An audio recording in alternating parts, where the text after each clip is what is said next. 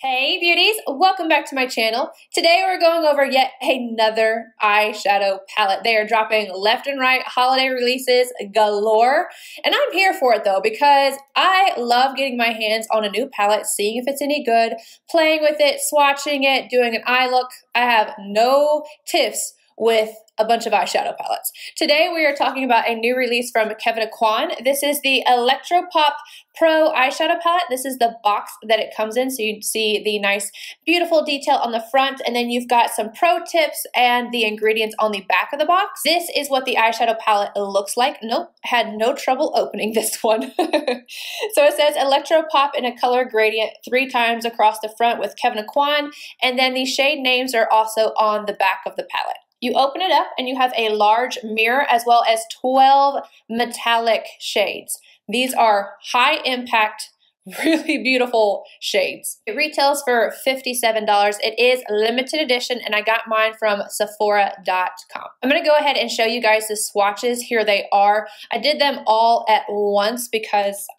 I was in a hurry that day. I'm not gonna lie, I was in a little bit of a hurry. But you can see these are very, very pigmented and have a lot of color payoff. I will say though, this pink right here, I had to go over several times to get that. I felt like it was a little bit patchy. And then this blue, not necessarily patchy, but not as opaque. It's kind of, you had to layer it a few times as well. I have not used those on my eyes, but I did notice that in the swatches. According to Sephora.com, it says in the instructions that you should use your fingers when applying. Now, I don't feel like I can get precise application doing it that way, so I did use a stiff 242 from MAC. It's a synthetic brush.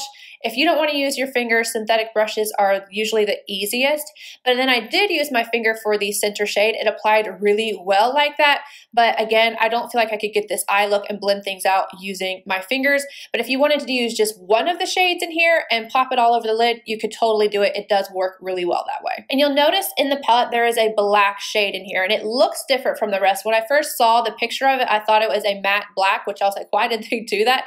But it's not. It is a little bit more densely packed than the rest. It doesn't have like that shine to it, but you can actually use that black underneath any of the other shades in the palette, put it underneath and put the other color on top and you'll get a much more intense color payout. Kevyn Aucoin also sells a diamond eye gloss and they suggest using that over top of everything to give a really metallic wet look. I don't love eyeglasses. I haven't found one that I love so far just because like my eyes, I have a real crease in them, so I end up with this everywhere. But like if you're gonna do it and then take a picture really fast, that works really well. You guys, I just looked down at my hand. That black kind of stains a little bit. I noticed I had black over here, but I didn't even realize where it came from because I was playing in it earlier. So it's real pigmented. But I wanted to talk to you guys about a few other comparisons because obviously there has been a lot of all metallic or mainly metallic or glittery palettes to come out recently. And I wanted to show you some comparisons of them and some formula differences. Touching this palette, you'll feel like mainly 2 different types of textures. Like this blue right here is a little bit more on the more just metallic side, as well as obviously the black is more densely in there. And then these other ones have a little bit more of like that same kind of texture that is in the Huda Beauty travel palettes here. Like these, you can almost feel like you could dig your finger into them, like they're a little softer.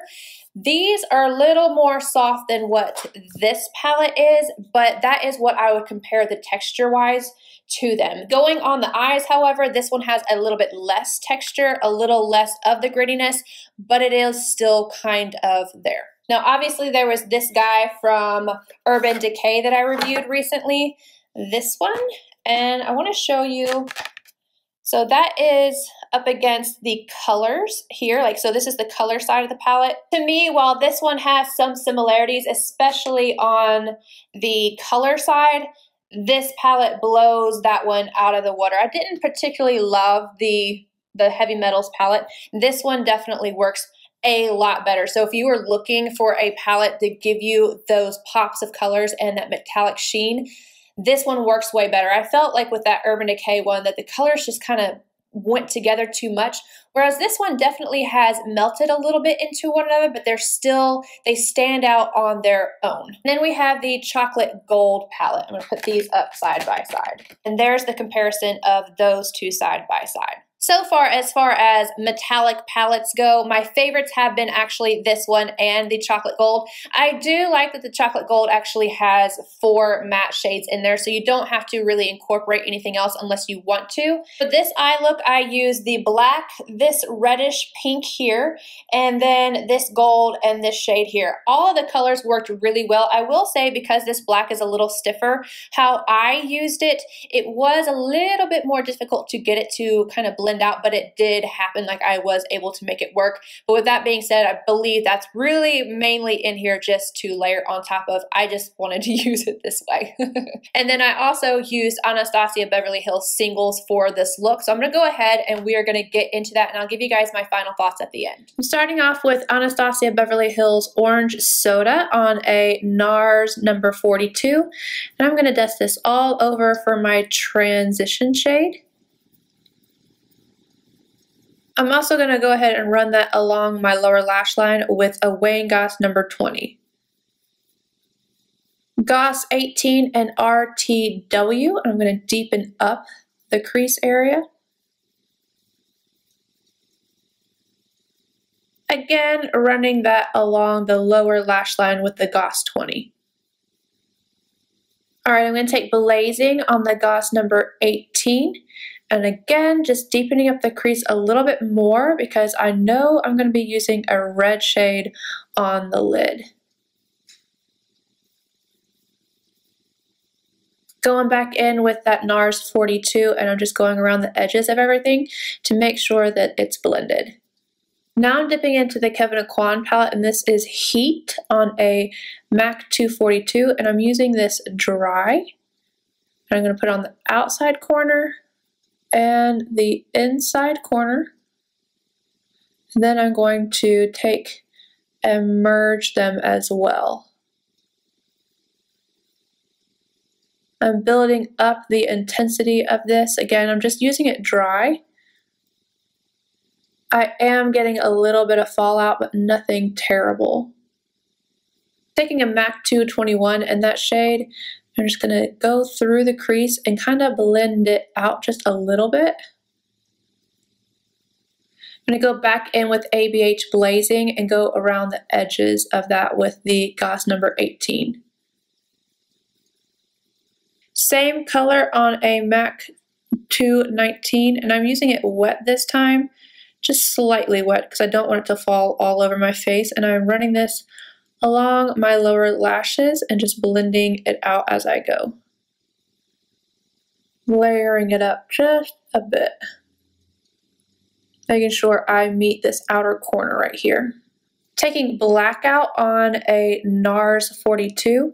I'm gonna pop this on the outer corner, and I'm just like pushing it in and wiggling it to blend it. Doing the same thing on this inner corner, which is a little harder to do. I'm going to go back in with just a little bit of heat and make sure that those merge nicely. Again, taking Blackout on my 219. I feel like this is a little bit smaller for the lash line. I'm going to do it to the outer corner and the inner corner. And again, blend the edges with a little bit of heat. I am getting more and more fallout on my face. I keep having to wipe away, just so you guys know. I'm taking Beam on my finger, and I'm going to pop that on the center part of the lid, and then with a clean finger, blend around the edges. I'm going to go back and forth. BOM 18, and I'm also going to take Beam on this inner corner, and this is by Royal and Langnickel. Taking a tiny bit of light, and I'm going to pop this at the brow arch, and then I'm going to go ahead and add liner and lashes. Alright, to finish off the eye look, I used, you guys are going to get so tired of me using this pencil, but I love it. So this is Whipple Flash from LH Cosmetics. I lined my top lash line, and then for the inner rim, I used Nars Via Veneto, and then for my lashes, I used the Ritzy Kiss lashes. On my lips, I have Vence liner from Nars, and then Anastasia Beverly Hills Buff lipstick, And then one of my favorite glosses from Chanel. This is number 714. All right, my final 2 cents on the palette. So I definitely think that as far as metallic palettes go, this one is definitely one of the better ones out there. I found the pigmentation to be really great. I was able to blend them out. Other than that black, I had a little bit of difficulty, but like I said, it's meant for other purposes. If these are colors that you are interested in, or shades that you don't have in your collection, or ones that you just want to be really metallic and beautiful on the lid, I definitely think that this is worth the buy. However, I personally think I'm going to get more use out of the Too Faced Chocolate Gold palette. Not saying that this one's bad, I just think I'm going to get more use out of this one. It has like the pops of colors and the neutrals in there, as well as the matte shades that I love. But let me know what you guys think down below. Are you going to get this palette? Is it a pass? And I will see you guys in my next video. Bye guys.